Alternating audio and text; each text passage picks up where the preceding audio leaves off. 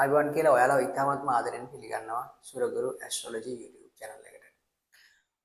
අද අපි සූදානම් වෙන්නේ වෘශ්චික ලග්නය සඳහා 2026 8/17 දිනෙන් පසුව උදාවන ඉදිරි මාසයක් සඳහා පමණ වන කාලයක් සඳහා ලග්න පලාඵල විස්තරයක් ඔබ වෙත ගෙන එන්නයි.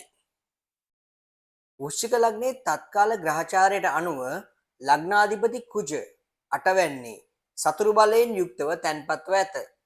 ලග්නාධිපතියා 8 වැන්නට යාම සුබ පිහිටීමක් නොවන අතර එම කුජ 2026 9/19 දින කටක රාශියට සංක්‍රමණය වෙයි.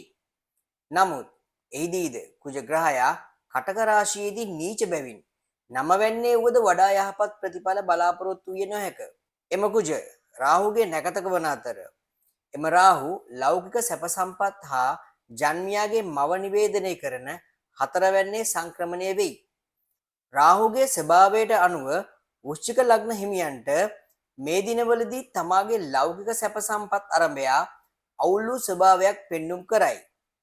මෙහිදී තමාට අයිතියක් ඇති යම් ලෞකික දේපලක් හෝ වස්තුවක් නැති වී යාමේ අවදානමක්ද වෘශ්චික ලග්න හිමියන්ට පවතී. තවද ආරූඪ ලග්නයට අනුව AL 4 වැන්නේ වීමද වෘශ්චික ලග්න හිමියන්ට මේ දිනවල ලෞකික සැප සම්පත් කෙරෙහි පවතින ව්‍යාකූල බව තවදුරටත් තහවුරු කරයි. කෙසේ නමුත් ඒ 9 ලග්නභාවයේ තැන්පත් වීම මත වෘශ්චික ලග්න හිමියන්ට පෙරපින් ක්‍රියාත්මක වන බවක්ද පෙන්눔 කරයි. ඒ 5ද ලග්නභාවයේ තැන්පත් වීම මත වෘශ්චික ලග්න හිමියන්ට මේ දිනවලදී පවතින අනාගත බලාපොරොත්තු සාක්ෂාත් කරගත හැකි බවක් පෙන්눔 කරයි.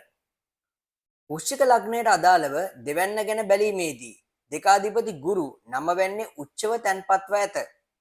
එම ගුරු ලග්නය හා පස්වැන්න දැකීම ඊටාම සුබදායක වෙයි. එහිදී වෘශ්චික ලග්න හිමියන්ගේ පෞරුෂය වර්ධනය කරන බවක් හා අනාගත බලාපොරොත්තු සඵල කරන බවක් පෙන්눔 කරනු ලබයි. ආරූඪ ලග්නයට අනුව ඒ දෙක 4 වැන්නේ පතිතව ඇත. ඒ අනුව වෘශ්චික ලග්න හිමියන්ගේ තැන්පත් ධනය හෝ දේපල හේතු කොටගෙන ලෞකික සැපත වර්ධනය වන බවක් පෙන්눔 කරයි. දැන් අපි තුන්වැන්න ගැන බලමු. තුනාධිපති ශනි වක්‍රව පස්වැන්නේ ගෝචරය වෙමින් පවතී. එම ශනි බුධගේ නැකතක වන අතර බුධ 9 වැන්නේ ගෝචරය වෙයි.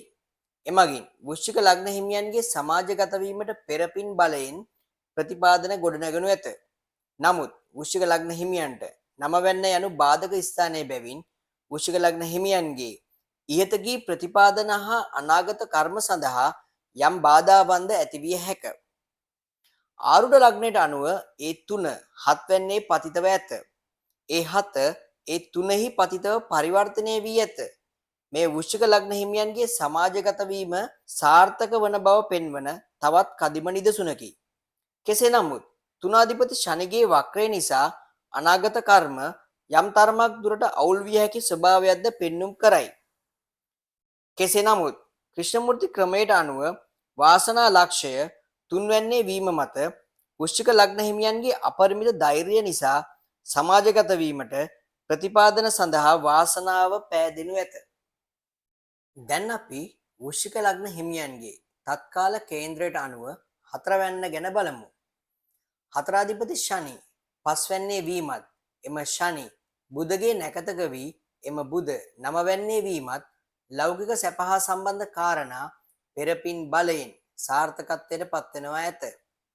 එසේම ශනි වක්‍ර බැවින් එම ශනි රාහු නිවේදනය කිරීමත් මත වෘශ්චික ලග්න හිමියන්ගේ ලෞකික සැපත ඉදිරි කාලයේදී වර්ධනය වනවා ඇත.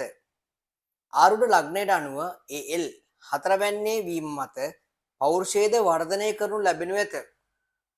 එසේම ඒ දෙක 4 වැන්නේ වීම මත වෘශ්චික ලග්න හිමියන්ගේ තැන්පත් ධනය හෝ දේපල හෝ දෙමාපිය උරුම මේ සියල්ලට ඉවහල් වන බවක් පෙන්눔 කරයි. ඒ 4 6 වැන්නේ තැන්පත් වීම මත වෘශ්චික ලග්න හිමියන්ට අයත් ලෞකික දේපලක් හේතු කොටගෙන නව රැකියාවකට හෝ ව්‍යාපාරයකට පෙළඹීමේ ප්‍රවණතාවයක්ද පෙන්눔 කරයි. වෘශ්චික ලග්න හිමියන්ගේ පස්වැන්න ගැන බැලීමේදී පහාධිපති ගුරු උච්ච බලයෙන් 9 වැන්නේ වෙයි. ඒ වෘශ්චික ලග්න හිමියන්ට ඉතා හොඳ පිහිටීමක් වන අතර පෙරපින් උපරිමයෙන් ලබා දෙන පිහිටීමකි. නමුත් වෘශ්චික ලග්න හිමියන්ට නම වැන්න බාධක ස්ථානයේ බැවින් යම් යම් බාධාවන්ද මතුවීමේ ඉඩකඩ පවතී. ආරුඩ කේන්ද්‍රයට අනුව ඒ පහ ලග්න භාවයේ තැන්පත් වීමද ඊතා හොඳ පිහිටීමකි. පෙරපින් බලයෙන් අනාගත කර්ම සාර්ථක වන බවක් පැහැදිලිවම පෙන්눔 කරයි. හයවැන්න ගැන බැලීමේදී හය අධිපති කුජ අටවැන්නේ වීම විපරීත රාජයෝගයක ලක්ෂණ පෙන්වයි. පෙර පිනක මහිමෙන් ලෞකික සැපතකට යොමු වීම මින් පෙන්눔 කරයි. නමුත් ඒ 6 10 වීමත් එහිම UL හා A8 තැන්පත්ව තිබීමත් වෘශ්චික ලග්න හිමියන් කරන රැකියාවකට හෝ ව්‍යාපාරයකට අතිශය පීඩා ගෙන දෙන්නකි. කරන රැකියාව හෝ ව්‍යාපාරයේ නැතිවීමේ අවදානමක්ද පවතී. කේතු ග්‍රහයා 10 වීම මත ඒ සඳහා තවදුරටත් අනුග්‍රහය දක්වයි. කෙසේ නමුත් ප්‍රබල රවි දිග්බලව 10 ගෝචරයේ වීම වෘශ්චික ලග්න හිමියන්ගේ රැකියාවට හෝ ව්‍යාපාරයට විය හැකි හානිය අවම කර දෙනු ලැබයි. රවි 10 අධිපතියා වීමද මේ සඳහා පිටුවහලක් වනු ඇත. වෘශ්චික ලග්න හිමියන්ගේ සමාජගත වීම රැකියාව, ව්‍යාපාරය, උත්සාහය මත මුදල් ලැබීම යන කාරණා මත පවතිනවා ඇත. මෙහිදී 7 අධිපති සිකුරු 11 වෙන්නේ වීම සුබදායක වුවත් නීචව පැවතීම නිසා යහපත් නොවේ. එහිදී බාධක ග්‍රහය වන සඳුද 11 වෙන්නේ වීම මත මුදල් ලැබීම යන කාරණාවට බොහෝ දුරට බාධා වීම සිදු වෙනවා ඇත. මෙහිදී තවදුරටත් වෘශ්චික ලග්න හිමියන් ලෞකික සැපත සඳහා යොමු වීමක් මේ දිනවලදී සිදු නොකරනවා ඇත.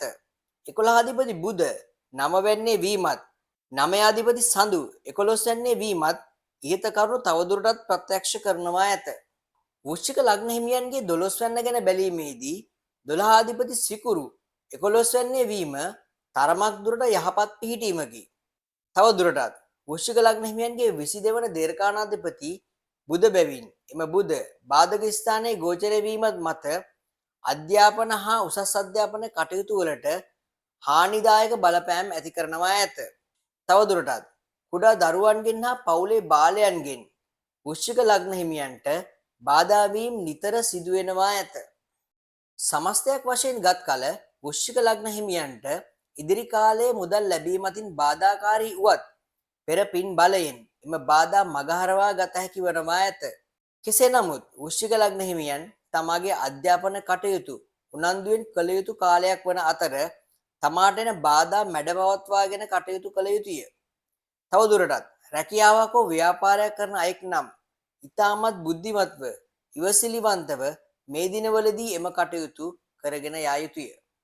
දැන් අපි බලමු වෘශ්චික ලග්න හිමියන්ට තමාට මේ දිනවලදී ඇතිවන අපල මගහරවා ගැනීමටත් සඵල වර්ධනය කරවා ගැනීමටත් කළ හැකි ප්‍රතිකර්මයන් හා බාරහාර වීම මොනවාද කියා. වෘශ්චික ලග්න හිමියන් කතරගම දෙවියන් වැඳ පුද පූජා පැවැත්වීමෙන් හා පින්දීමෙන් ලග්නාධිපතියා බලවත් කරගත යුතුය. එහිදී වෘශ්චික ලග්න හිමියන්ට ඉදිරි කාලයේදී පැමිණිය හැකි සොර සතුරු පීඩා මගහරවා ගත හැකි වනු ඇත. එසේම විෂ්ණු දෙවියන් වැඳ පුද පූජා පවත්වා බාරහාර වීමෙන් හා පින්දීමෙන් පීඩා වී ඇති බුදගෙන් පැමිණිය හැකි අපල මගහරවා ධනය ලැබීම වර්ධනය කරගත හැකි වනු ඇත. එසේම පත්තිනි මෑණියන් වැඳ පුද පූජා පවත්වා පින්දී බාරහාර වීමෙන් මාරක අපල මෙන්ම වෘශ්චික ලග්න හිමියන්ට පැමිණෙන සියලුම බාධක මගහරවා පෙරපින් වර්ධනය කරවා ආර්ථිකමය දියුණුව ළඟා කරගෙන ඒ හරහා සමාජගත වීම සිදුවීමට මහත් රුකුලක් වනවා ඇත. මෙහිදී වෘශ්චික ලග්න හිමියන් මහලු පුද්ගලයන්ට මෙන්ම කුඩා දරුවන්ට සැලකීම හා උදව් කිරීම හරහා තවදුරටත් අපල මගහරවා ගත හැකි වනු ඇත. අපි ඉදිරියටත් මේ වගේ අනිත් ලග්න හිමියන්ට සතිපතා පලාපලයක් ගෙන එනවා. හැමදාම සඳුදා දින ලග්න පලාපල විස්තරය ඔබට වීඩියෝ එකක් හරහා බලා ගන්න පුළුවන්. ඉතින් රැඳී සිටින අපිත් එක්ක අපේ channel එක subscribe කරන්න. ඉතින් කෙනෙකුගේ යන දශාව අනුව කෙනෙකුගේ ග්‍රහ පිහිටීම අනුව මේ පලාපලයන් යම් තරමක් දුරට වෙනස් වෙනවා. ඒද ඇත්තටම ඔබට හොඳම දේ තමන්ගේ ජන්මපත්‍රය හොඳ දෛවඥයෙකු ලවා පරීක්ෂා කරගන්න එක. ඔබට අවශ්‍ය නම් අපේ හරහා ඒ දේ කරගන්න ඉතිරිය දැක්වෙන දුරකථන අංකයට WhatsApp message එකක් දාලා ඔබට අපි හා සම්බන්ධ විය හැකියි. ඔබගේ ජන්ම පත්‍රය අපි ඉතා නිවැරදිව පරීක්ෂා කරලා දෙනවා.